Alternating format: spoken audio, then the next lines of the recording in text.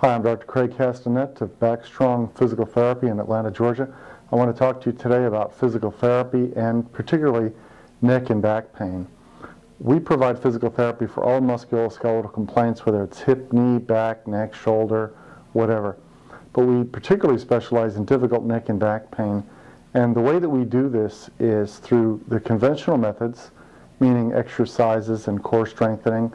But what's unique to our approach also is the inclusion for almost all people of spinal decompression or decompression of your spine as part of the treatment.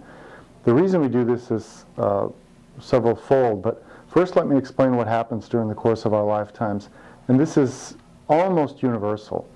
Most people during the course of their lifetime will have significant neck or back pain for some period of time. If you take imaging studies of people with neck and back pain, as we get older, generally what happens is if our spine is like an accordion and it's like this when we're younger, then the discs in between the bones over time lose water and lose height. And so as a result, our spines become compressed like this. When the spines become compressed, at some point, it'll become critically compressed and result in pain and disability. This pain and disability is typically intermittent when it first starts, with periods of exacerbation and remission. At some point, however, many people will experience incapacitating pain and disability and will require formal and effective intervention in the way of treatment. This treatment could include conventional physical therapy, which initially may suffice, but if the problem is significant enough from the compressive changes that happen over our lifetime, general physical therapy methods, including those that we employ as part of our treatment, will not prove effective enough. That leaves you typically with three options, and those options are to physically decompress the spine non-surgically. That's what we do, and I'll explain that and show you in a moment. Number two, steroid injections, typically for pain and inflammation of nerves that are pinched by changes in the spine, including disc herniations and degenerative changes of the spine. And lastly, three, surgery. Surgery can be done for a variety of reasons in neck and low back. Generally, the two broad reasons are compressive-related changes and number two, instability. Now, instability is an infrequent problem in the neck or back, and that's surgical. That's always surgical. What's more typical is compressive changes in the neck and back. That's most of the people that have neck and back pain. More than 90%, probably more than 95%, have just compressive-related changes. Those problems can typically be treated non-surgically. There are exceptions to that, but the only way to prove those exceptions are actually to demonstrate that non-surgical methods are not sufficient and they fail to improve the person sufficiently. The compressive changes that most frequently require surgical treatment are disc herniations that don't improve sufficiently non-surgically, and stenosis or narrowing of the spine that may require removal of some of the tissues such as bone and disc and ligamentous tissues to open up the space and make more room available for the nerve. When you look at imaging studies, whether it's X-ray or MRI of spines, you will see that people typically become progressively degeneratively compressed in their spines. And the most effective and direct way to treat this, and it should be done, I would argue, from the first bout of neck or low back pain, is to decompress or take pressure off of the spine. And that means literally pulling the spine apart in a subtle but meaningful and significant way in the way of improving neck and back pain typically. Now, people ask, and physicians would argue that don't know the literature, that to decompress a spine can't have any lasting, meaningful effect on a spine. But they're exactly wrong. What we know from animal studies and numerous studies using radioisotopes that measure changes within the discs and within the cells within the disc that are treated with decompression treatment is that when you decompress a disc and you pull it apart, you get more oxygen, water, and nutrients into the disc. That improves the physiologic environment within the disc. That improves the pH of the disc. Numerous markers that indicate improvement within the disc are improved, and that's been qualified and quantified. It's also true that when you pull the disc apart mechanically, you get immediate short-term relief. So there's typically some immediate or fairly immediate improvement in how someone feels, and just as importantly, it bodes well for the future, because when you improve the status of the disc by improving the environment, you initiate cellular changes and intradiscal changes that are favorable. This is a hopeful and more ambitious and, I think, rational way, albeit a more long-term outlook than we're accustomed to taking in medicine. Right now, the way it is in medicine is non-surgical treatments don't typically include spinal decompression. That means they fail many people that we can help with non-surgical decompression. Furthermore, that means that many more people end up going for injections, which are appropriate sometimes, but they don't improve the physiologic status of the disc. And that also means that more people go to surgery, not only immediately, but later down the road, because right now medicine doesn't, as a matter of course, doesn't provide any amelioration of the degenerative, progressive, compressive process that gives rise to pain and disability in the spine. So that's the first course of treatment that anybody should undertake.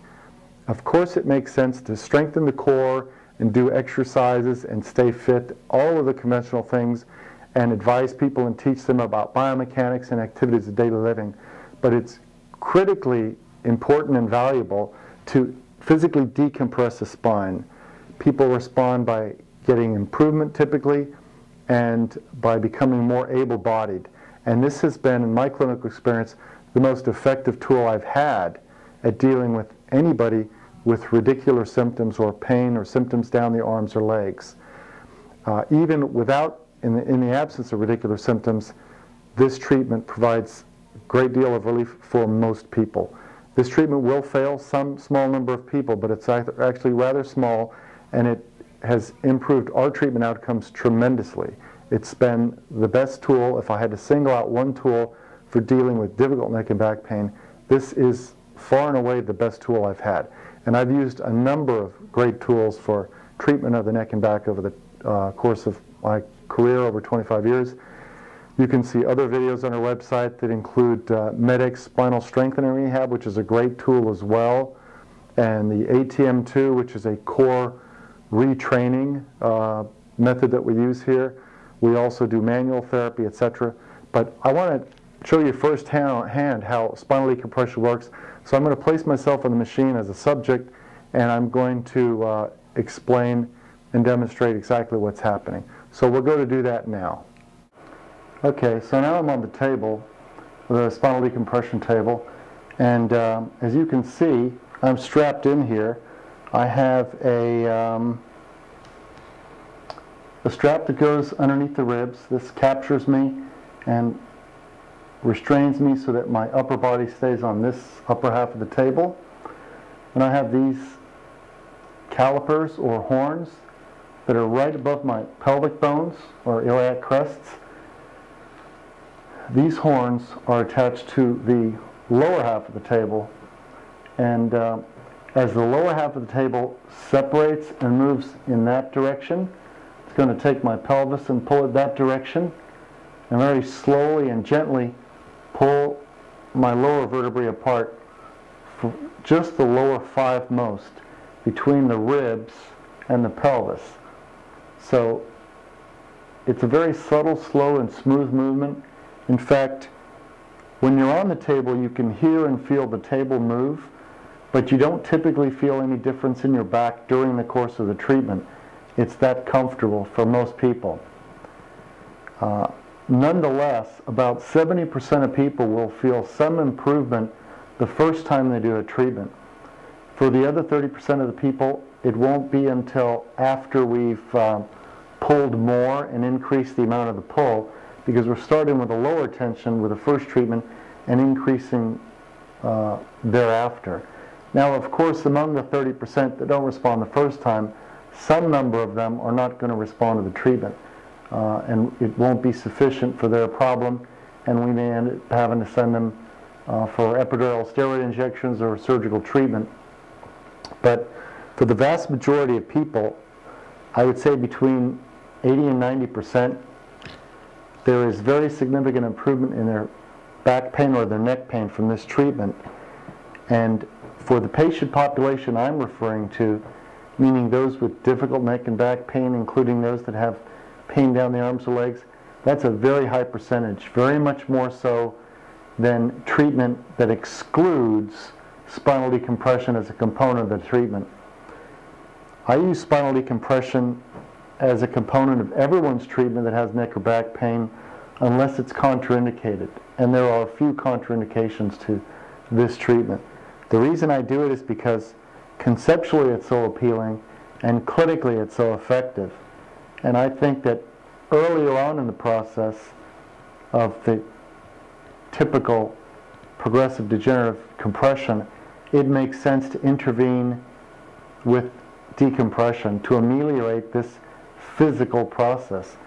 This process is almost universal, and I think it deserves to be treated with efforts to ameliorate it over the course of our lifetimes. I think that's a very rational component to our approach to treating difficult neck and back pain. And I think we'd be rewarded as clinicians if we used it more. I've been using this now for 5 years, and prior to that for 20 years, I didn't have it as a means of treatment. And I can tell you that it's the best thing, and my treatment outcomes are much better now in physical therapy than when we did not have this as a part of treatment. So you may be able to hear now.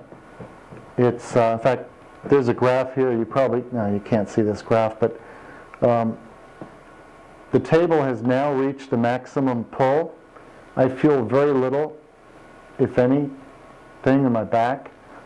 I don't feel, of course I didn't have any pain when I got on the table. This is just for demonstration purposes. Some people will feel relief when they're on the table because it's decompressing the pain-sensitive structure that brought them here in the first place. More typically, people won't feel the difference when they're on the table, but they will typically feel the difference later that day or the next morning when they wake up. And that's the case for 70% of people who will feel some relief with the first treatment. Now, how many treatments is another topic, but if you use it as liberally as I do, meaning for people whose pain is not severe and for those whose pain is very severe, you may use it for some people as few as 2 to 6 times. That's kind of exceptional. For most of the people we see here that have difficult pain and have had it for months to years, we're probably going to end up treating them 8 to 12 times at least, to as many as 20 or 30 times at most, sometimes a few more than 30 times, depending on how old they are, how much degenerative changes they have, how they're responding to it. There are lots of variables, and the particulars vary from patient to patient. So I can tell you more specifically about your problem when I see and evaluate you and explain everything.